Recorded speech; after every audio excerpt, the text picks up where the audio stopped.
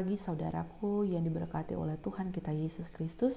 Jumpa lagi bersama saya Pendeta Ayu Patikawa dalam program Morning Call. Saya pendeta jemaat di GPIB Menara Iman Sekayam yang diberikan kepercayaan oleh Majelis Sinode untuk melayani di dua Pospelkes, yakni Pospelkes Kalam Hidup Entuba dan Pospelkes Roti Hidup Munyau. Bapak Ibu saudaraku yang dikasihi oleh Tuhan, saya berharap Bapak Ibu semua dalam keadaan sehat dan dalam keadaan baik dan tetap semangat. Sebelum kita memulai seluruh rangkaian aktivitas pekerjaan pelayanan kita di hari yang baru ini, mari sama-sama kita merenungkan firman Tuhan. Tetapi sebelum itu, mari kita satu dalam doa, kita berdoa. Tuhan yang baik, kami bersyukur berterima kasih di hari baru yang Tuhan anugerahkan bagi kami sebagai umat-Mu. Kami akan memulai seluruh rangkaian aktivitas kami di pagi hari ini. Kiranya Tuhan memberkati dengan firman yang akan kami dengarkan. Biarlah firman ini menjadi pelita dan terang bagi langkah kehidupan kami untuk menapaki hari-hari kami untuk kedepannya. Terima kasih Tuhan, kami sambut firman-Mu, hanya di dalam nama Tuhan Yesus kami telah berdoa. Amin. Bapak Ibu saudaraku yang dikasihi oleh Tuhan kita Yesus Kristus, pembacaan firman Tuhan di pagi hari ini terdapat dalam kitab Perjanjian Lama, kitab Keluaran pasal 32, ayat yang pertama hingga ayat yang ke-6. Dan saya akan membacakan bagi kita sekalian. Di bawah perikop anak lembu emas, ketika bangsa itu melihat bahwa Musa mengundur-undurkan Tuhan turun dari gunung itu, maka berkumpullah mereka mengerumuni Harun dan berkata kepadanya, "Mari buatlah untuk kami Allah yang akan berjalan di depan kami, sebab Musa ini orang yang telah memimpin kami keluar dari tanah Mesir, kami tidak tahu apa yang telah terjadi dengan dia." Lalu berkatalah Harun kepada mereka, "Tanggalkanlah anting-anting emas yang ada pada telinga istrimu, anakmu laki-laki dan perempuan, dan bawalah semuanya kepadaku." Lalu seluruh bangsa itu menanggalkan anting-anting emas yang ada pada telinga mereka dan membawanya kepada Harun. Diterimanya itu dari tangan mereka, dibentuknya dengan pahat, dan dibuatnyalah daripadanya anak lembu tuangan. Kemudian berkatalah mereka, "Hai Israel, inilah Allahmu yang telah menuntun engkau keluar dari tanah Mesir." Ketika Harun melihat itu, didirikannya mezbah di depan anak lembu itu. Berserulah Harun katanya, "Besok hari raya bagi Tuhan." Dan keesokan harinya pagi-pagi, maka mereka mempersembahkan korban bakaran dan korban keselamatan.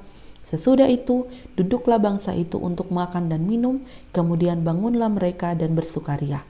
Demikianlah firman Tuhan, berbahagialah setiap orang yang mendengarkan dan mau melakukannya dalam hidup hari lepas hari. Terpujilah Tuhan kita. Haleluya. Bapak Ibu saudaraku yang diberkati oleh Tuhan kita Yesus Kristus, menunggu merupakan sebuah pekerjaan yang sangat membosankan, apalagi menunggu sesuatu yang tidak pasti dan tidak kunjung datang. Inilah yang dirasakan oleh bangsa Israel saat mereka menunggu dan menanti Musa yang naik ke Gunung Sinai. Nah, setelah itu mereka mendatangi Harun yang diberikan wewenang dan tanggung jawab untuk menjaga bangsa Israel pada saat Musa sedang naik di Gunung Sinai berbicara dengan Tuhan. Itulah cara mereka mencari cara supaya dapat menenangkan diri mereka dengan cara yang tidak baik bagi mereka. Karena ketidaksabaran mereka, maka mereka meminta Harun untuk membuat Allah lain yang kelihatan untuk memimpin mereka. Memang dengan kesadaran mereka mengakui bahwa Allah Israel telah menuntun perjalanan mereka. Tetapi karena dengan ketidaksabaran mereka dalam menunggu dan menanti Musa sang pemimpin mereka pada saat itu, mereka mulai mencari-cari cara untuk membuat sesuatu yang memang bisa menenangkan pikiran mereka dan diri mereka.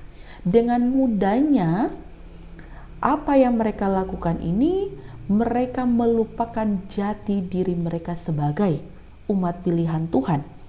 Dan mereka juga melupakan perbuatan yang Tuhan sudah buat bagi kehidupan mereka.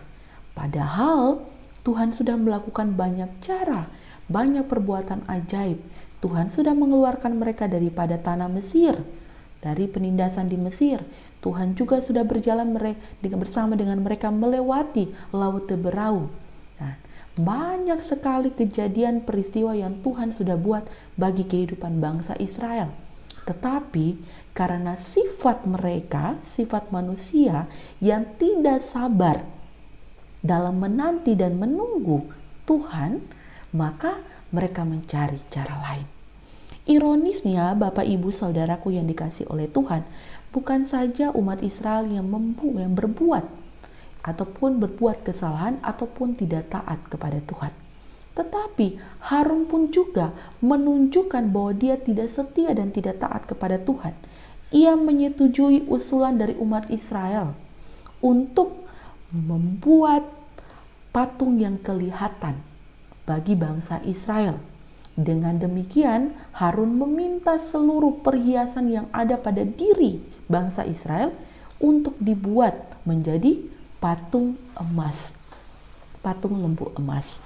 Nah, setelah selesai membuatnya, Harun pun juga memproklamirkan patung ini sebagai Allah mereka yang telah menuntun mereka keluar daripada tanah perbudakan, daripada tanah Mesir, serta mengumumkan bahwa di esok harinya adalah hari Tuhan. Disinilah terlihat Bapak Ibu Saudaraku bahwa Harun sengaja menyamakan Tuhan Allah dengan patung anak lembu emas ini dan mengajak bangsa Israel untuk membangun mezbah serta menyembah berhala ini. Bapak Ibu Saudaraku yang diberkati oleh Tuhan, dengan demikian dapat dikatakan bahwa tindakan yang dilakukan oleh Harun dan umat Israel merupakan sebuah tindakan atau sebuah perbuatan yang sangat keji, perbuatan yang menyimpang di hadapan Allah, perbuatan yang melawan perintah dan hukum Allah, yakni jangan membuat patung yang menyerupai apapun, jangan menyembah mereka. Nah, tindakan inilah yang memperlihatkan bahwa Harun dan umat Israel telah kehilangan jati diri sebagai umat Tuhan. Bapak Ibu Saudaraku yang dikasihi oleh Tuhan, firman Tuhan di pagi hari ini ingin mengajarkan kepada kita bahwa ketidaksabaran dalam menanti jawaban dari Tuhan seringkali berakhir dengan namanya dosa, yakni dosa dari ketidaktaatan dan ketidaksetiaan kepada Tuhan yang telah membuat hidup kita ini menjadi bermakna.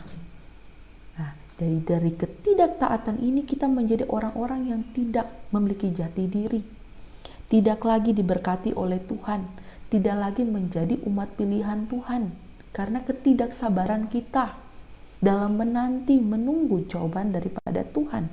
Nah, padahal kita ketahui bersama Tuhan itu penyayang, Tuhan itu penyabar, Tuhan itu adalah pengasih.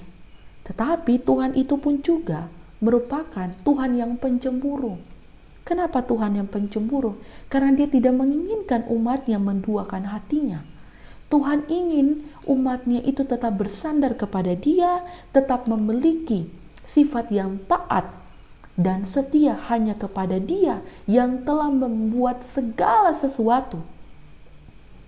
Perbuatan-perbuatan yang besar dan ajaib untuk ditunjukkan bagi kehidupan umat Israel dan kehidupan kita. Sekalipun Bapak Ibu, bangsa Israel itu tegar tengkuk, sekalipun kita pun juga seringkali menjadi pemberontak dan pembangkang, apakah Tuhan bosan dengan kita? Apakah Tuhan tidak setia dengan kita? Tuhan tetap setia. Tuhan tetap menyayangi kita. Bahkan Tuhan terus mengampuni dosa kita. Oleh karena itu, jangan kita menyakiti hati Tuhan dengan hal yang sepele, dengan hal yang hanya ingin membuat kita bahagia sesaat. Karena Tuhan akan membahagiakan kita, memberikan kita kesenangan, kesukacitaan bukan untuk hari ini saja, tetapi hari-hari esok dan seterusnya. Tuhan akan terus menuntun, menyertai dan memberkati kehidupan Bapak, Ibu, saya, dan keluarga kita. Oleh karena itu, firman Tuhan ini ingin mengajarkan kita untuk menjadi pengikut Kristus yang tetap setia dan taat kepada Dia. Ya, jangan kita melupakan jati diri kita. Jangan kita keluar daripada orientasi yang Tuhan sudah berikan, percayakan kepada kita. Dengan demikian, kita harus terus kembangkan dan bertumbuh, menumbuhkan iman kita, bahwa dengan pengenalan kita kepada Tuhan, dengan sungguh-sungguh kita mendekatkan diri dengan Dia, kita mengabdikan diri kepada Dia, kita membangun keintiman dengan Dia, maka kehidupan kita pun juga akan menjadi berkat. Dan oleh sebab itu, di masa-masa sekarang ini pun juga, di masa pandemi ini pun juga, Tuhan ingin mengajarkan kepada kita bahwa kita dipanggil untuk hidup dalam ketaatan dan kedisiplinan, untuk terus menerapkan protokol kesehatan dalam kehidupan kita dan kehidupan keluarga kita. Karena jika kita menaati dan kita menerapkan kedisiplinan itu di dalam kehidupan pribadi dan keluarga kita, maka kita pun juga sedang melakukan pekerjaan, sedang menaati perintah daripada Tuhan, dan kita pun juga terus menghargai Tuhan sebagai Tuhan yang juru selamat bagi kehidupan kita. Oleh karena itu, Bapak Ibu yang diberkati oleh Tuhan, biarlah firman ini menjadi sebuah pelajaran bagi kita untuk kita terus sabar menanti jawaban Tuhan, untuk kita terus menaati dan tetap setia hanya kepada Tuhan Yesus Kristus. Saudaraku yang dikasihi oleh Tuhan kita Yesus Kristus, demikianlah perenungan kita di dalam Morning Call pagi hari ini. Kiranya Tuhan Yesus selalu menyertai Bapak, Ibu, Saudara, dan kita sekalian.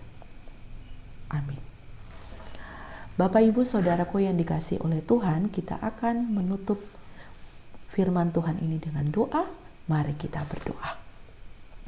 Tuhan yang baik, kami bersyukur berterima kasih karena kami boleh mendengarkan firman Tuhan dan kami boleh diajarkan untuk hidup dalam ketaatan dan kesungguhan hanya kepada Tuhan, dan hidup yang terus Tuhan inginkan bagi kita untuk menjadi anak-anak Tuhan yang tetap setia. Pakai kami Tuhan sebagai anak-anak Tuhan yang tetap menjadi berkat bagi orang-orang di sekeliling kami. Dan kami juga ingin berdoa Tuhan bagi kehidupan pribadi dan keluarga kami. Tuhan berkati, Tuhan sertai, dan Tuhan berikan kekuatan, kesehatan bagi kami sekalian, supaya kami boleh menjalankan hari-hari kami di hari ini dengan penuh tanggung jawab dan dengan penuh keyakinan dan kepercayaan hanya kepada Tuhan yang tetap senantiasa menyertai dan memberkati kami di hari ini. Kami juga ingin berdoa ya Tuhan, biarkanlah pandemi ini cepat selesai dan kami boleh hidup baru, menjadi hidup dengan pribadi dan jati diri yang baru, yang sesuai dengan apa yang Tuhan inginkan. Terima kasih Tuhan, terima kasih. Seluruh kehidupan kami di hari ini, di hari esok dan hari-hari mendatang, kami serahkan hanya ke dalam tangan pengasihan. Terima kasih Tuhan, karena kami telah berdoa kepada Bapa di sorga. Amin.